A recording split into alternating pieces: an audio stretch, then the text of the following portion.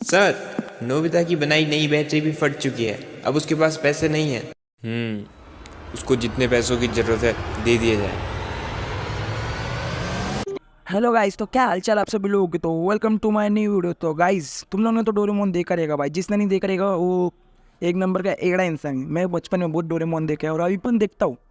तो गाइस, तुमको एक चीज़ बताओ, किसने डोरेमोन का लास्ट एपिसोड देखा है? गाइस, मैंने तो नहीं देखा है, तुमने देखा है? देखा रहेगा तो मुझे कमेंट करके बताना। जिसने नहीं देखा तो आज हम वो देखने वाले। तो वीडियो को पूरा एंड तक देखना भाई, बहुत इमोशनल है।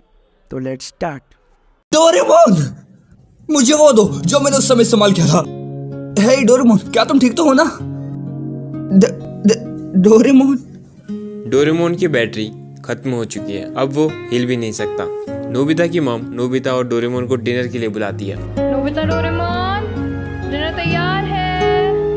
लेकिन जब नोबिता की मॉम देखती है कि वो दोनों काफ़ी देर के बाद भी डिनर के लिए नहीं आते, तो वो रूम में उनको बुलाने जाती है, जहाँ नोबिता एक किनारे में बैठ के रो रहा होता है और डोरेमोन सामने पड़ा हुआ होता है। नोबिता की मॉम चौंक जाती है और नोबिता के बगल में जा बैठती है। नोबिता अपनी मॉम की गोद में सर रख के रोने लगता है। नोबिता की मॉम नोबिता को हिम्मत दिलाती है।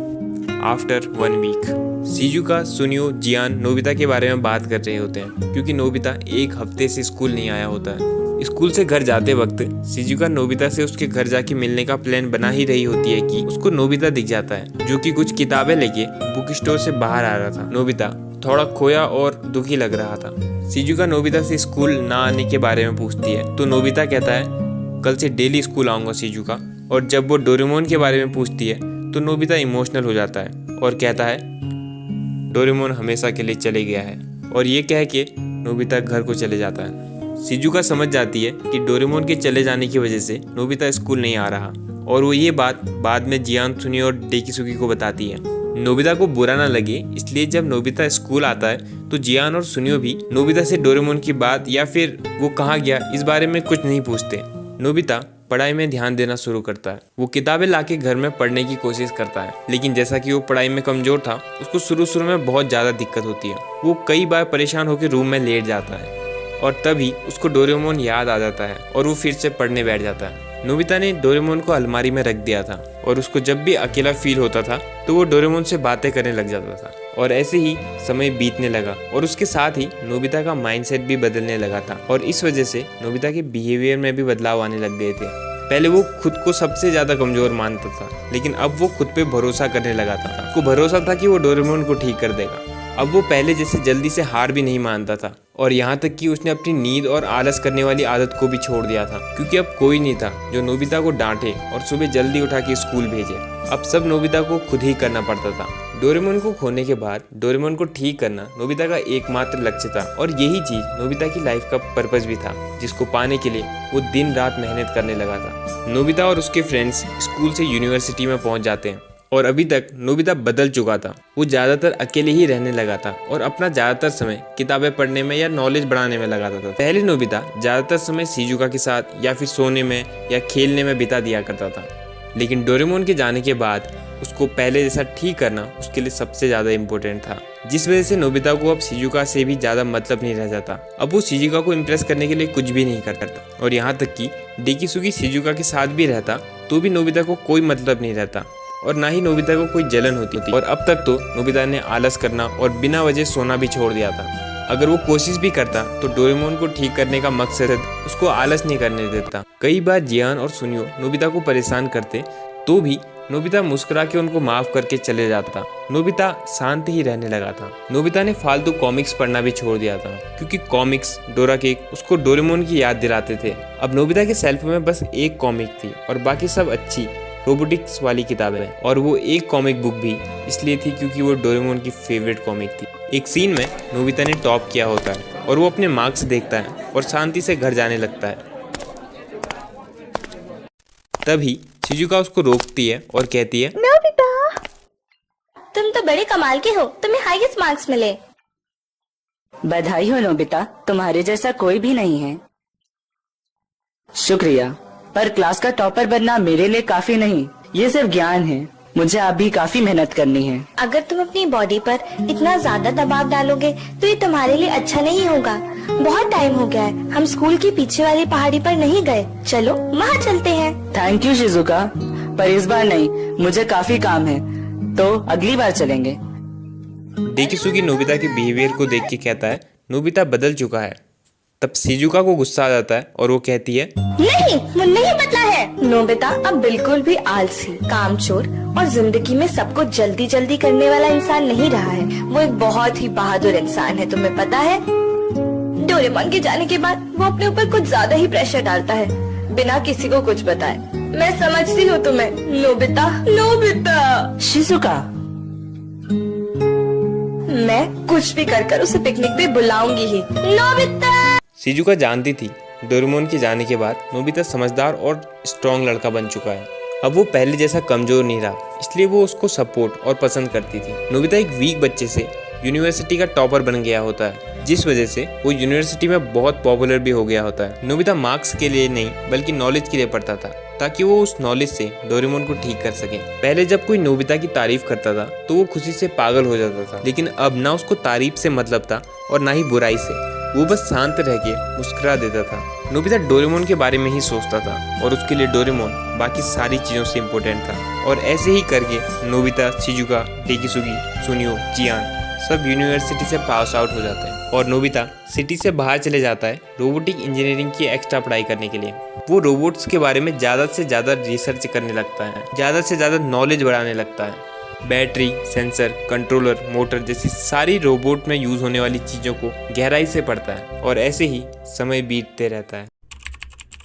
अब नोबिता जापान का एक बहुत पॉपुलर रोबोटिक इंजीनियर बन चुका होता है और पूरी कंट्री उसे पसंद करती थी। एक सिटी के लोग नोबिता को पसंद किया करते थे क्योंकि नोबिता का बिहेवियर सबके लिए बहुत अच्छा था। और यहाँ तक कि कंट्री के बड़े बड़े लोग, प्रेसिडेंट वगैरह भी नोबिता को बहुत पसंद किया करते थे क्योंकि नोबिता ने कंट्री की ग्रोथ के लिए बहुत नए नए इन्वेंशंस किए थे। और इसके साथ ही नोबिता की शिजुका के साथ शादी भी हो चुकी थी और नोबिता और शिजुका की लव स्टोरी पूरी कंट्री में पॉपुलर थी। नोबिता गवर्नमेंट के रोबोटिक डिपार्टमेंट में काम किया करता था और नोबिता अपने नए घर में शिफ्ट हो चुका था, जहां उसके पास एक बड़ा हॉल था जिसमें उसने अपनी लैब बनाई थी और ऑफिस के बाद वो ज़्यादातर समय उस लैब में ही बिताता था। उसी लैब में डोरेमोन को भी रखा था। डोरेमोन की बैटरी बनाने में बहुत दिक्कत आ रही थी। नोबिता ने बहुत सारे एक्सपेरिमेंट भी किए थे जो कि फेल हो जाया करते थे। नोबिता डोरेमोन की बैटरी बनाने के लिए बहुत एक्सपेंसिव मटेरियल बाहर से मंगवाता था और उन सब से एक नई बैटरी बनाने की कोशिश करता था और टेस्टिंग के टाइम वो बैटरी फट जाया करती थी और वो फिर से मंगवाता था और वो फिर से फेल हो जाता था। लेकिन कोई बहुत बड़ा आदमी था जिसकी वजह से नोबिता को फाइनेंशियल सपोर्ट की कमी नहीं होती थी। सर, नोबिता की बनाई नई बैटरी भी फट चुकी है, अब उसके पास पैसे नहीं है। उसको जितने पैसों की जरूरत है दे दिए जाए। वो नोबिता का एक ऐसा खास दोस्त था जो बिना मांगे ही नोबिता की मदद करता था। अपनी बड़ी पहचान के कारण वो बाहर कंट्री से नोबिता के लिए बैटरी के कंपोनेंट पहुंचाता था और अक्सर नोबिता के साथ टाइम स्पेंड करता था। यहाँ तक कि नोबिता ने शिजुका को भी डोरेमोन के बारे में नहीं बताया था और शिजुका से लैब से दूर रहने को कहा था क्योंकि लैब में डेंजरस केमिकल्स भी थे। लेकिन नोबिता का जो वो दोस्त था उसको डोरेमोन के बारे में शुरू से सब पता था। काफी सालों की मेहनत के बाद नोबिता डोरेमोन की बैटरी तैयार कर देता है और डोरेमोन के कानों में फिट कर देता है और प्लानिंग के हिसाब से नोबिता आज रात को पावर सप्लाई ऑन करके डोरेमोन को स्टार्ट करने वाला था, जिसके बारे में नोबिता और उसके खास दोस्त के अलावा और कोई नहीं जानता था। वहीं दूसरी ओर डेकिसुगी जियान और सुनियो को अपने हाउस में बुलाता है जहां वो पुरानी बातें करते हैं और डोरेमोन को याद कर रहे होते हैं। तब डेकिसुगी जियान और सुनियो को एक बहुत बड़ा टॉप सीक्रेट बताता है, वो ये कि 35 साल पहले नोबिता ने डोरेमोन को ठीक करने का खुद से प्रॉमिस किया था और आज रात नोबिता डोरेमोन को फिर से स्टार्ट करने वाला है। अगर वो सक्सेसफुल होता है तो पूरा फ्यूचर बदल जाएगा। और आज तक ये बात सिर्फ नोबिता और मेरे यानी प्रेसिडेंट ऑफ जापान के बीच में ही रही थी। मैं स्विच ऑन कर रहा हूँ, ठीक है?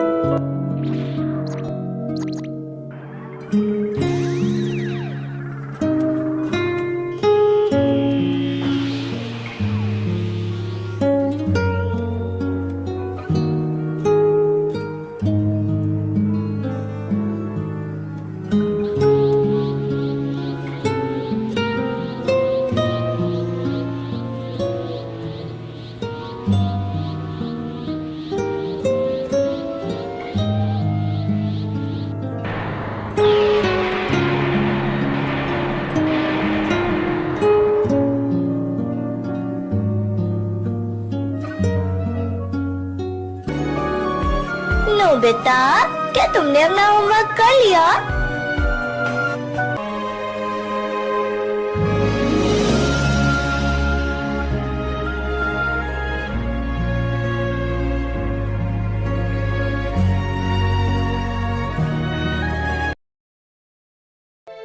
गाइज लेकिन ये डोरेमोन के साथ हमारा कुछ एक कनेक्शन सा बढ़ गया था बचपन से। लेकिन हाँ गाइज, ये बहुत इमोशनल स्टोरी थी और आई थिंक ये लास्ट एपिसोड था और भाई बहुत भारी था गाइज। मतलब सब मजाक नहीं कर रहा हूँ, ये स्टोरी इतनी अच्छी लगी मेरे को कि मतलब कह नहीं सकती। और भाई और आपको गणेश चतुर्थी की हार्दिक हार्दिक शुभकामनाएं। और भाई ये वीडियो क्रेडिट जाता है इट्स फैक्ट्रिक एक्सप्लेन। और आपको वीडियो अच्छी लगी तो वीडियो को लाइक मार देना, चैनल को सब्सक्राइब मार देना। जब तक के लिए मिलते हैं नेक्स्ट वीडियो के लिए, जब तक के लिए बाय बाय।